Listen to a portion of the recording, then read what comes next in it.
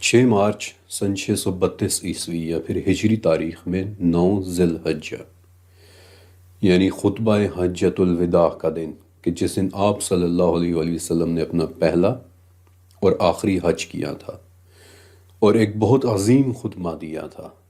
اس خطبے کے کچھ حصے صحیح بخاری میں لکھے ہوئے ہیں، کچھ حصے صحیح مسلم میں لکھے ہوئے ہیں، اور باقی حصے سنن ابو داؤد، جامع ترمذی اور مشکات شریف میں بھی لکھے ہوئے ہیں۔ اور بڑی ہی محنت کے ساتھ میں نے ان تمام کتابوں کو اسٹڈی کر کے اس دن اور اس خطبے کا ایک منظر لکھا ہے۔ حجۃ الوداع کا آغاز ہوا تھا ذوالحلیفہ میں، جہاں حضرت انس بن مالک رضی اللہ تعالیٰ عنہ کہتے ہیں کہ میں آپ صلی اللہ علیہ وآلہ وسلم کی اونٹنی قصوہ کے گھٹنوں کے پاس تھا کہ وہ آپ کو لے کر پوری طرح سے کھڑی ہو گئی، اور تب آپ نے فرمایا حج اور عمرہ دونوں کے لیے لبیک۔ اس کے بعد آپ اپنی اونٹنی قصوہ پر سوار ہو گئے تاکہ لوگ آپ کو اچھی طرح سے دیکھ لیں، ورنہ لوگوں کی تعداد اتنی زیادہ تھی کہ آپ ان میں چھپ جاتے، مگر نہ لوگوں کو آپ سے دور ہٹانے کے لیے دھکے دیے جا رہے تھے اور نہ ہی انہیں ڈانٹا جا رہا تھا۔ اسامہ بن زید رضی اللہ تعالیٰ عنہ نے قصوہ کی مہار پکڑی ہوئی تھی، اور حضرت بلال رضی اللہ تعالیٰ عنہ نے آپ کے اوپر ایک کپڑا کیا ہوا تھا تاکہ آپ کو گرمی سے بچا سکیں۔ اس وقت قصوہ درمیانی رفتار سے چل رہی تھی، لیکن جہاں جہاں جگہ ملتی وہ تیز تیز بھاگنے لگتی۔ پھر آپ صلی اللہ علیہ وآلہ وسلم نے جریر رضی اللہ تعالیٰ عنہ کو کہا کہ جریر، لوگوں کو خاموش کرا دو، اور پھر آپ نے اپنا خطبہ یعنی خطبہ حجۃ الوداع دیا۔ اے لوگو، میری بات غور سے سن لو، کیونکہ اس سال کے بعد اس مقام پر شاید پھر کبھی میری تم سے ملاقات نہ ہو۔ اے لوگو، میرے بعد کافر نہ بن جانا کہ ایک دوسرے کی گردنیں مارنے لگو۔ دیکھو، مجرم اپنے جرم پر خود پکڑا جائے گا۔ باپ کا بدلہ بیٹے سے اور بیٹے کا بدلہ باپ سے نہیں لیا جائے گا۔ اے لوگو، مسلمان کا بھائی ہے، اور اس کی کوئی چیز دوسرے پر حلال نہیں سوائے اس کے کہ وہ خود اسے دے دے۔ اے لوگو، کسی شخص کے لیے اپنے اوپر ظلم نہ کرنا۔ اے لوگو، جاہلیت کے تمام سود معاف ہو گئے، جاہلیت کے تمام خون معاف ہو گئے، اور تمام خونوں میں سے سب سے پہلے جس خون کو میں خود معاف کر رہا ہوں وہ حارث بن عبد المطلب کا خون ہے۔ وہ مسلمانوں کا ایک دودھ پیتا بچہ تھا کہ جسے بنو حذیل کے لوگوں نے مار دیا تھا۔ اے لوگو، یہ دن حرمت والا دن ہے، یہ مہینہ حرمت والا مہینہ ہے، یہ شہر حرمت والا شہر ہے۔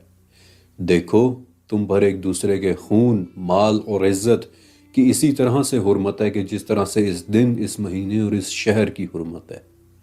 اے لوگو، اپنے غلاموں کا بہت خیال رکھنا۔ جو تم کھاؤ وہی انہیں بھی کھلانا، جو تم پہنو وہی انہیں بھی پہنانا۔ اگر وہ کوئی ایسی غلطی کر دیں کہ جسے تم معاف نہ کر سکو تو وہ بھی اللہ کے بندے ہیں، انہیں بیچ دینا مگر انہیں سزا نہ دینا۔ اے لوگو، اللہ ایک ہے، اس کے ساتھ شریک نہ کرنا، ناحق قتل نہ کرنا، زنا نہ کرنا، چوری نہ کرنا۔ اے لوگو، اپنے رب کی عبادت کرنا۔ میرے بعد کوئی نبی نہیں، تمہارے بعد کوئی امت نہیں۔ 5 نمازیں ادا کرنا، اپنے مہینے کے روزے رکھنا، اپنے مالوں کی زکوٰۃ دینا، اپنے امیر کی اطاعت کرنا، اور تم اپنے رب کی جنتوں میں چلے جاؤ گے۔ اے لوگو، مومن وہ ہے کہ جس سے لوگوں کے مال اور ان کی جانیں محفوظ رہیں۔ مسلمان وہ ہے کہ جس کے ہاتھ اور زبان سے دوسرے مسلمان محفوظ رہیں۔ مجاہد وہ ہے کہ جو اللہ کی اطاعت میں اپنے نفس سے جہاد کرتا رہے، اور مہاجر وہ ہے کہ جو خطاؤں اور گناہوں سے ہجرت کر لے۔ اے لوگو، ایک دوسرے کو عورتوں کے ساتھ حسن سلوک کی نصیحت کرتے رہنا۔ وہ تمہاری دست نگر ہیں، وہ خود اپنا کچھ بھی نہیں رکھتی، اور تم نے اللہ کی امانت کے ساتھ انہیں اپنے نکاح میں لیا ہے۔ اے لوگو، انہیں فراخ دلی کے ساتھ نان و نفقہ دیتے رہنا۔ تم ان پر جو بھی خرچ کرو گے اس پر تمہیں ثواب ملے گا، یہاں تک کہ جو لقمہ تم اپنی بیوی کے منہ میں رکھو گے اس پر بھی تمہیں ثواب ملے گا۔ لوگو، انہیں اچھا کھلانا۔ انہیں اچھا پہنانا۔ کوئی عورت اپنے شوہر کے گھر میں اس کی اجازت کے بغیر کوئی چیز خرچ نہ کرے، یہاں تک کہ کھانا بھی نہیں۔ وہ تو ہمارے اموال میں سب سے قیمتی چیز ہے۔ ادھار لی ہوئی ہر شے کا واپس کرنا ضروری ہے۔ اے لوگو، میں تم میں وہ چیز چھوڑے جا رہا ہوں کہ اگر تم اس پر عمل کرتے رہے تو کبھی سیدھے راستے سے نہیں بھٹکو گے، اور وہ چیز ہے اللہ کی کتاب اور اس کے رسول کی سنت۔ سنو، شیطان اس بات سے ہمیشہ کے لیے مایوس ہو گیا کہ اب اس شہر میں کبھی اس کی عبادت ہوگی، لیکن کچھ چیزیں جنہیں تم حقیر سمجھتے ہو ان میں اس کی اطاعت ضرور ہوگی، اور وہ اسی سے خوش ہے۔ اے لوگو، خبردار، یہ 4 چیزیں کبھی نہ کرنا کہ اللہ کے ساتھ کبھی کسی کو شریک نہ کرنا، اس جان کو کبھی قتل نہ کرنا کہ جس کا قتل کرنا اللہ نے حرام قرار دے دیا ہو، کبھی زنا نہ کرنا، اور کبھی چوری نہ کرنا۔ اے لوگو، اہل کتاب میں سے جو اسلام لے آیا اس کے لیے دگنا اجر ہے، اور اس کے لیے وہ سب کچھ ہے کہ جو ہمارے لیے ہے۔ پھر آپ صلی اللہ علیہ وآلہ وسلم نے فرمایا کہ اے لوگو، یہ حج اکبر کا دن ہے، کیا میں نے تمہیں اللہ کے احکامات پہنچا دیے؟ لوگوں نے کہا کہ ہاں یا رسول اللہ، آپ نے پہنچا دیے۔ تو آپ صلی اللہ علیہ وآلہ وسلم نے 3 مرتبہ آسمان کی طرف انگلی کر کے کہا کہ اے اللہ تو گواہ رہنا، اے اللہ تو گواہ رہنا، اے اللہ تو گواہ رہنا۔ حضرت عمر رضی اللہ تعالیٰ عنہ کہتے ہیں کہ آپ عرفات میں کھڑے تھے کہ اسی وقت آپ پر المائدہ کی 3 آیت نازل ہوئی، اور آپ نے وہ آیت بآواز بلند پڑھی، الیوم اکملت لکم دینکم واتممت علیکم نعمتی وردیت لکم الاسلام دینا، کہ آج میں نے تم پر تمہارا دین پورا کر دیا اور تم پر اپنا احسان پورا کیا اور تمہارے لیے دین اسلام کو پسند کیا۔ اس وقت دیکھنے والوں میں سلمہ بن نبیت رضی اللہ تعالیٰ عنہ ایک چھوٹے سے صحابی تھے۔ کہتے ہیں کہ میں اپنے بابا کے ساتھ پیچھے ان کی سواری پہ بیٹھا ہوا تھا، تو میں نے کہا کہ بابا، مجھے نبی کریم صلی اللہ علیہ وآلہ وسلم کو تو دکھا دیں۔ انہوں نے کہا کہ میرا ہاتھ پکڑ کر اونچے کھڑے ہو جاؤ۔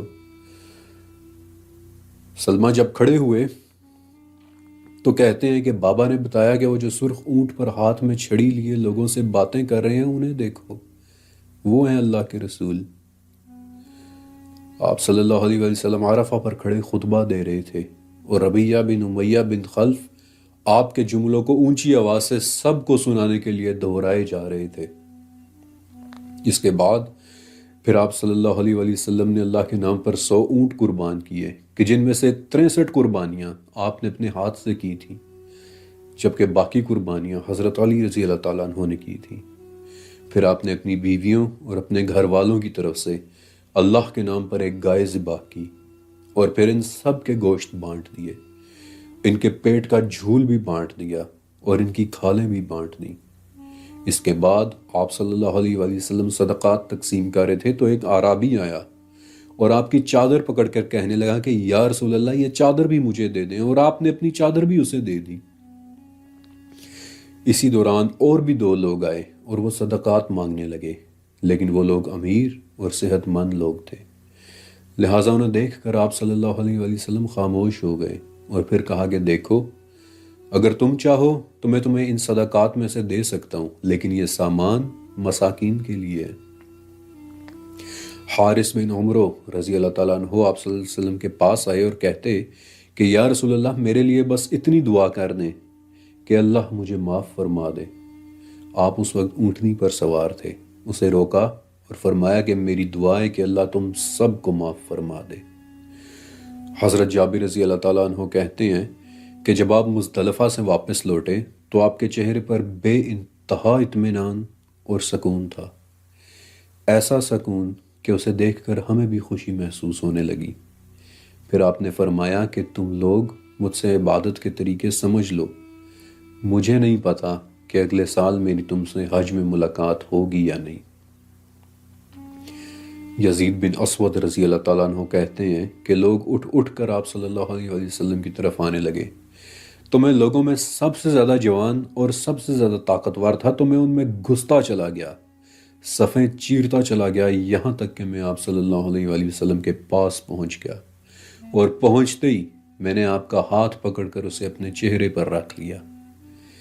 یزید کہتے ہیں کہ میں نے اپنی پوری زندگی میں اتنی خوبصورت، اتنی عمدہ اور اتنی ٹھنڈی چیز نہیں پائی تھی کہ جتنا خوبصورت، جتنا عمدہ اور جتنا ٹھنڈا آپ کا ہاتھ تھا۔ ابھی میں نے آپ کو بتایا کہ یہ وہ دن تھا کہ جب المائدہ کی دین پورا ہونے والی آیت نازل ہوئی تھی۔ آپ کو پتہ ہے کہ یہودیوں نے اس آیت کو بہت حسرت سے سنا تھا، اور حضرت عمر رضی اللہ تعالیٰ عنہ کو کہا تھا کہ عمر، اگر یہ آیت ہم پر اترتی تو جس دن یہ اترتی اس دن کو ہم عید کا دن بنا لیتے۔ آج اس واقعے کو پورے 1392 سال گزر چکے ہیں، لیکن بیت اللہ کی فضاؤں میں حج کے یہ کلمات بغیر رکے گونج رہے ہیں کہ حاضر ہوں میں، اے اللہ میں حاضر ہوں، تیرا کوئی شریک نہیں ہے، میں حاضر ہوں، تمام تعریفیں، ساری نعمتیں اور تمام بادشاہیاں صرف تیرے ہی لیے ہیں، ان میں تیرا کوئی شریک نہیں، اے اللہ میں حاضر ہوں۔ حجۃ الوداع کے موقع پر ایک شخص کے اونٹ نے اسے گرا کر اس کی گردن توڑ دی تھی، اس آدمی کی جان چلی گئی تھی۔ جب اسے آپ صلی اللہ علیہ وآلہ وسلم کے سامنے لایا گیا تو آپ نے فرمایا کہ اسے غسل دے دو، اسے کفن بھی دے دو، لیکن اس کا سر نہ ڈھکنا اور نہ اسے خوشبو لگانا، کیونکہ قیامت کے دن یہ شخص لبیک اللہم لبیک کہتا ہوا اٹھے گا۔